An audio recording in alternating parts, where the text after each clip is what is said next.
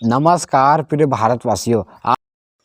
विश्व रत्न बाबा साहब भीमराव अंबेडकर जयंती की आप सभी को हार्दिक शुभकामनाएं। दोस्तों, आज मैं बाबा साहब भीमराव अंबेडकर का 2023 में 132वीं जयंती मना रहे हैं। दोस्तों, बाबा साहब भीमराव अंबेडकर हमारे भारतीय संविधान के जनक माने जाते हैं दोस्तों, और वे महान आदर्श युग पुरुष थे दोस्तों। पूरा विश्व का उनको हम फादर नमन करते हैं। जय हिंद।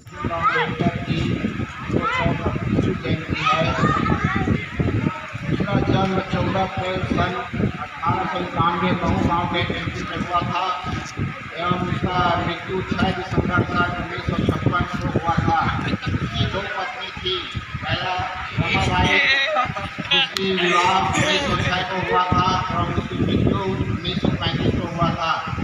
एवं उसकी दूसरे पत्नी थी जो एक ब्राह्मण थी और वो पाकड़ थी।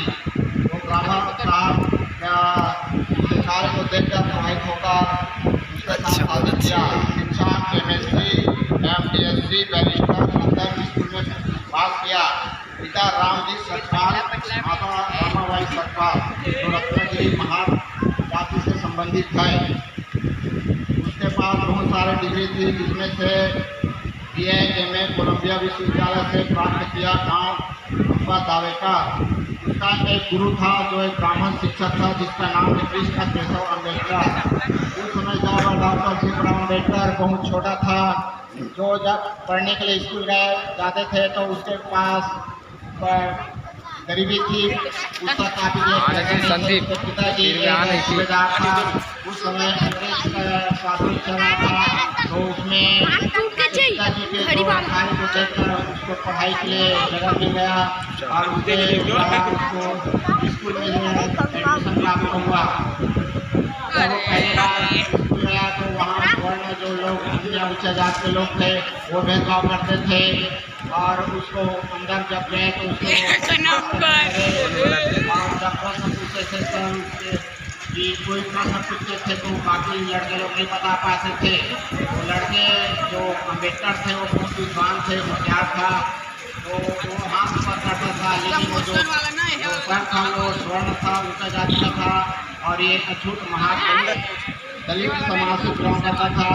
जिस प्रकार से छुआछूत होता था उस समय, तो इससे प्रभावित होकर डॉक्टर अम्बेडकर छोटे से उम्र में ठान लिया कि मुझे अपने समाज जो दलित शोषित वंचित है, जिसे छुआछूत माना जाता है, तो मुझे खत्म करना है। इस प्रकार से उन्होंने 1906 में शादी किया।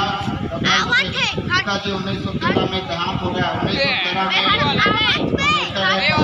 महोदय के गायकवाड़ जो राजा थे, तो 25 रुपये प्रति महीने उसको स्कॉलरशिप दिया। उसके माध्यम से पढ़ाई के लिए अमेरिका गए।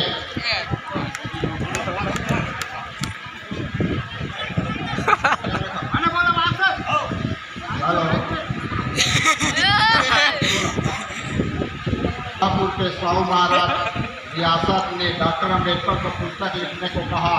तब भूतनायक नामक पुस्तक साहित्य पत्रिका लिखा। उसके बाद सेना सचिव पद पर नौकरी मिला। जब नौकरी पाकर वो भारत आए तो वहाँ पर जो उसके चपरासी थे उसके मुंह पे मार दिया पुस्तक को। जब वो मराए थे ये फाइल ऐसे करके उसको बोला, तो ये दलित जाति है ऐसे करके जो उसका जो चपरासी थे ना, वो पुस्तक उसके मुँह पे मार दिया। एवं उसके दफ्तर में झाड़ू पोछा भी नहीं लगाते थे, छुआछूत का भावना था। इस प्रकार से बाबा साहब ने बहुत खेला। संविधान सभा के लिए चुनाव हुआ, जिसमें पहली बार मुंबई की सीट से लड़े तथा चुनाव में हार गए एवं दूसरी बार बंगाल की सीट से जब लड़े तो जीत गए, क्योंकि बंगाल में मुस्लिम लीग थे। इस प्रकार बाबा साहब ने बहुत संघर्ष किया अपने लाइफ में। कानून समिति के अध्यक्ष डॉक्टर भीमराव अम्बेडकर 19 अगस्त 1947 अम्बेडकर को बनाया गया। पूरा फैक्ट 25 सितंबर 1925 साइमन कमीशन 1919 में सहयोग के लिए कमेटी बनाई गई। उसके बाद कानून मंत्री बनाया गया। 2020 में हेडन शब्द बैन कर दिया सुप्रीम कोर्ट में। इसके लिए बहुत याचिका दायर किया कि जो अछूत है पिछले जाति है उसको हरिजन शब्द से संबोधित करते थे, जो क्योंकि हरिजन शब्द अवैधानिक है उसको नहीं बोल सकते। इस प्रकार से डॉक्टर भीमराव अम्बेडकर ने छुआछूत की भावना को निकाला। संविधान को बनाने में 2 साल 11 महीने 18 दिन लगे। 14 अक्टूबर सन 1956 को नागपुर स्थित शिक्षा भूमि में 5 लाख महान लोगों के साथ डॉक्टर भीमराव अम्बेडकर ने बौद्ध धर्म स्वीकारा एवं 25 दिसंबर 1927 को डॉक्टर अम्बेडकर ने महाराष्ट्र के बहुत सारे अधिकार दिए हैं, जिनमें से मैं कुछ बताता हूँ। जैसे कि हमें पानी पीने का अधिकार नहीं था, शिक्षा का अधिकार नहीं था, मंदिर जाने का अधिकार नहीं था, वोट डालने का अधिकार नहीं था, तालाब में नहाने का अधिकार नहीं था, कपड़ा पहनने का अधिकार नहीं था। 12 घंटे काम हम लोगों से मजदूरी कराता था, जिसे डॉक्टर भीमराव अम्बेडकर का नारा है, शिक्षा वो श्रेणी की चीज है, जो वो पहाड़ेगा। और शिक्षित रहो, संगठित रहो, संघर्ष करो। जय भीम, नमो बुद्धाय। तब आई जब भीम की आवाज आई। दुनिया से इस तरह कोई विद्वान नहीं हुआ।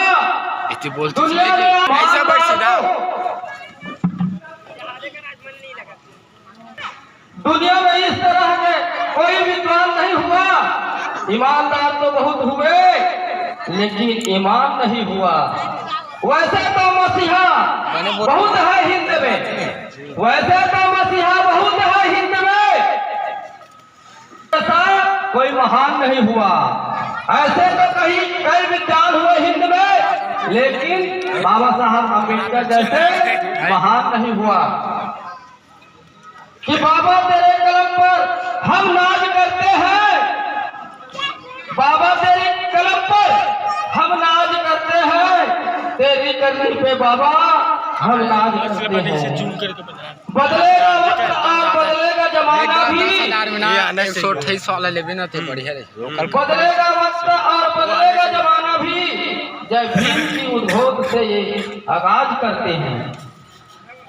कहते हैं खाली नाम पे यहाँ कितने भगवान हो गए, कहते हैं खाली नाम से यहाँ कितने भगवान हो गए, लेकिन ये कही भीम की कलम से हम सब इंसान हो गए।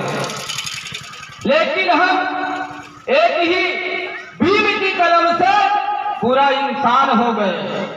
न जिंदगी की खुशी न मौत का गम, न जिंदगी की खुशी न मौत का गम, जब तक जान रहेगा ना हो जाए जब तक जान रहेगा भीम कहेंगे हम। बाबा साहब गगन कहानी दिखा हमें बहुत सी चीज बताए हैं। मैं ज्यादा तो बोलने के लिए समय तो बहुत है, लेकिन हमारे और युवा साथी बैठे हैं, वे अपने अपने विचार रखेंगे। नींद अपनी खोकर जगाया हमको, नींद अपनी खोकर जगाया हमको, आंसू अपने गिराकर हंसाया हमको। कैसा था वो बाबा? नींद अपने खोकर जगाया हमको।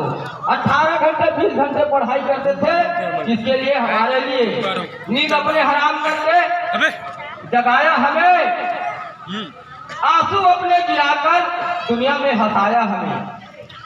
कभी मत भूलना उस महामानव को, जमाना कहता है बाबा साहब जिनको।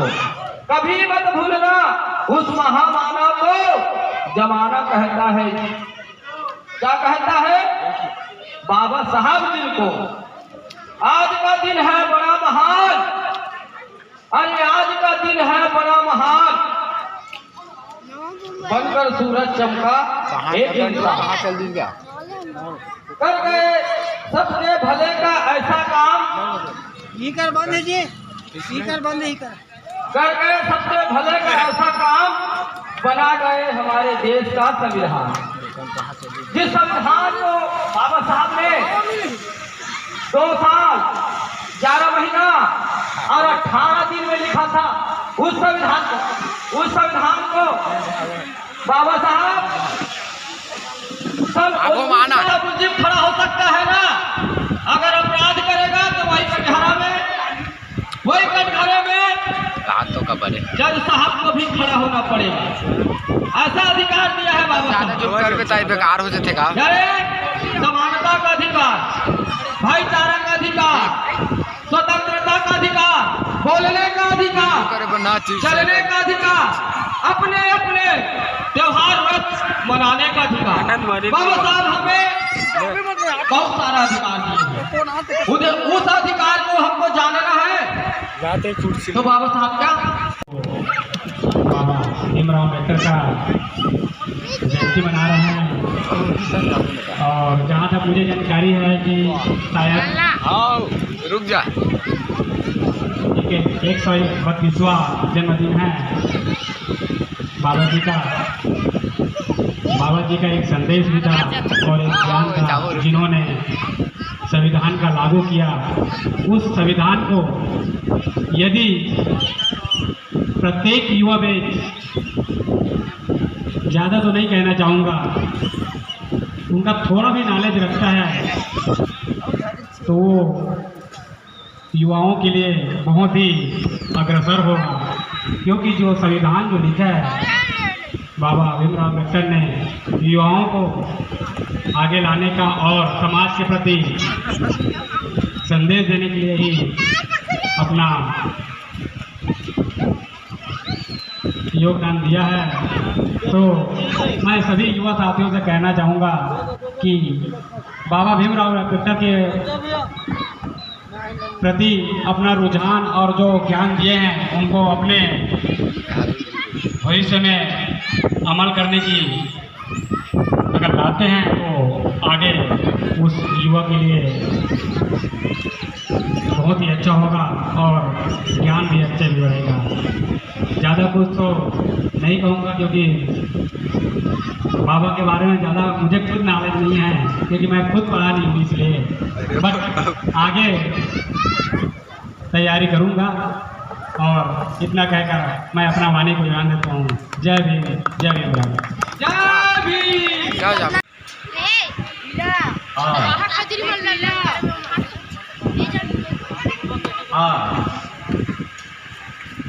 डॉक्टर भीमराव अम्बेडकर जी की 132वां जन्म दिवस पर आप सबको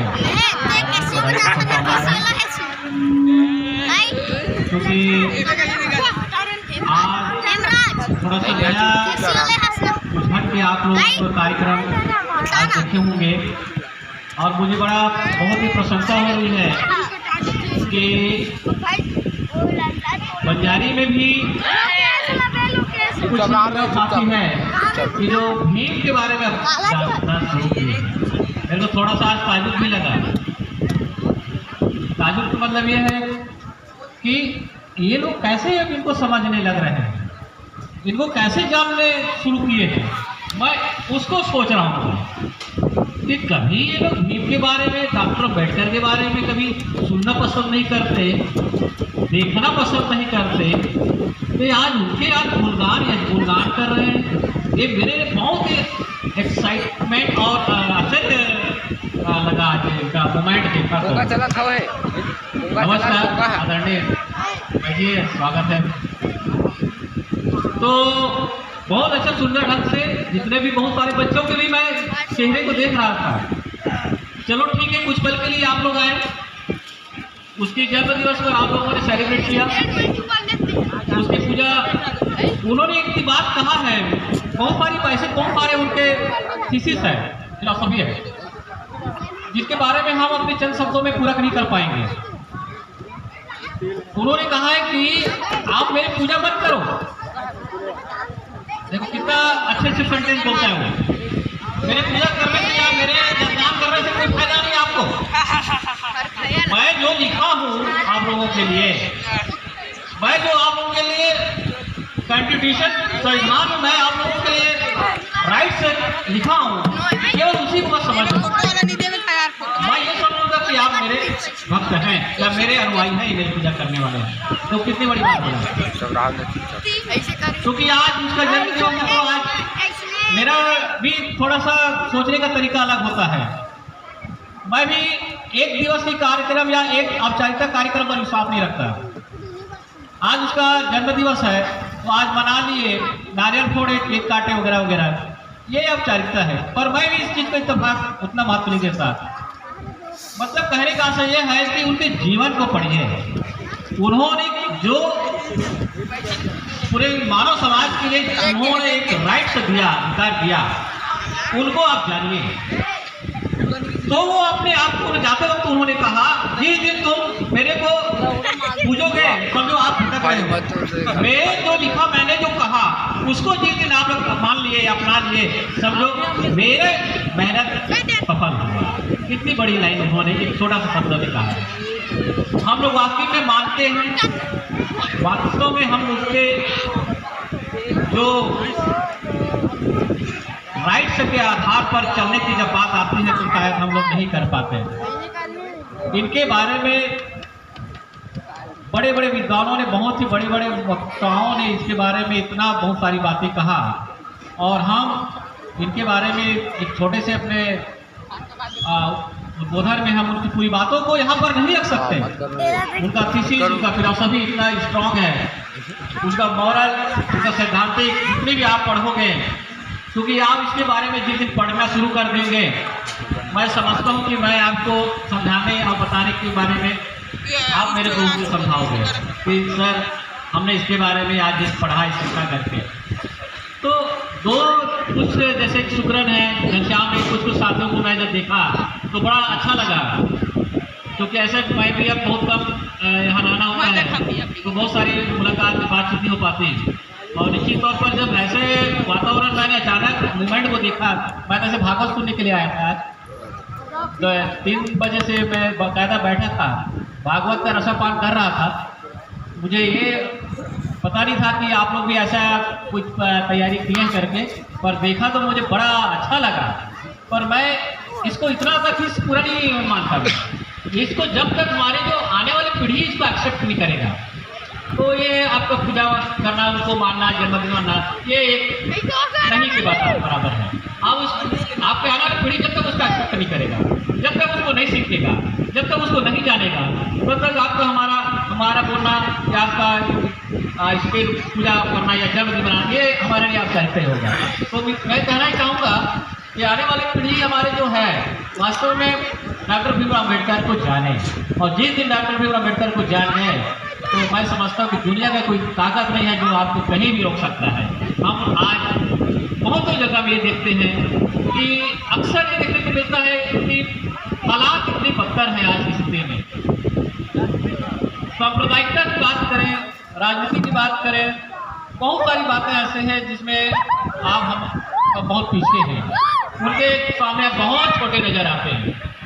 निश्चित तौर पर जिस दिन हम इसको पढ़ लिए, इसको जान गए, तो आप दुनिया का ताकत नहीं है जो नहीं रोक सकता है। दक्षिण भारत में एक सुंदर सा पिक्चर, आप लोगों ने जितने पिक्चर देखते होंगे तो दक्षिण भारत में पिक्चर जरूर देखना, जय भीम। जिस दिन वो जय भीम पिक्चर को आप देखेंगे, उसमें अपने आप में एक आत्मसात होगा, अपने आप में एक ताकत, एक अलग ही शक्ति प्रदान मिलेगा। आप उसको देखिए, ऐसे पिक्चरों को देखिए, ऐसे मूवी को देखिए आप, और अपने बच्चों को दिखाइए।